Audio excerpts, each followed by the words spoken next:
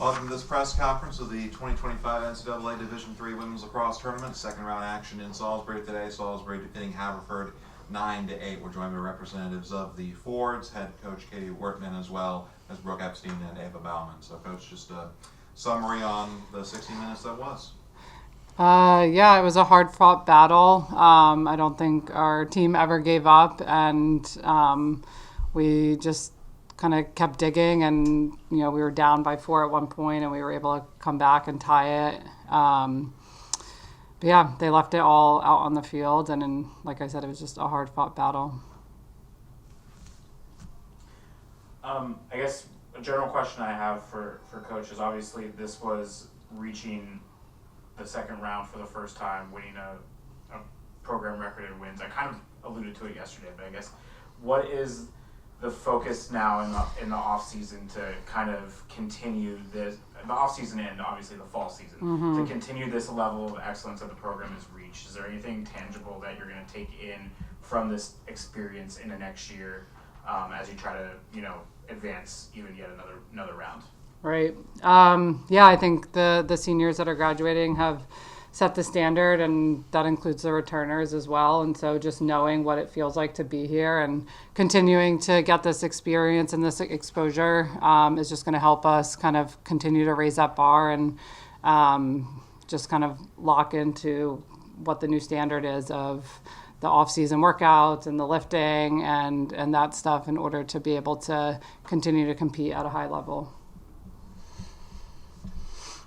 Brooke, you had 4 goals, a lot of them during that comeback in the fourth quarter where you were down 8-4, drew even.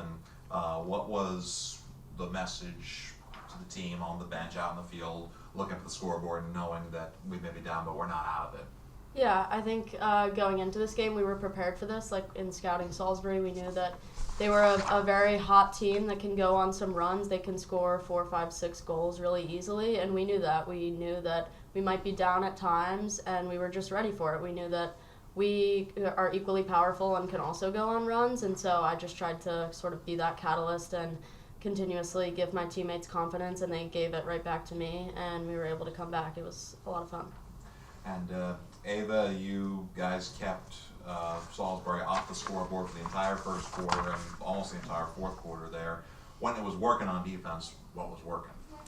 I think we've really just created an atmosphere of trust amongst us defenders, and that really showed today. There's a lot of trust and a lot of communication, and Coach provides an awesome scout before every game, and we've really learned to buy in and dial in on the game plan and execute at it. Question for you, Eva, once again. I mean, you were talking about the camaraderie and defense. I mean, not only that, but Annie in the cage having 10 saves herself. Just, what was that communication? Just trusting her and trusting the defense. Yeah, exactly. Our job on the defensive end is to give her savable shots, and she was making those saves and making us look good in return. And so a lot of love and support all around.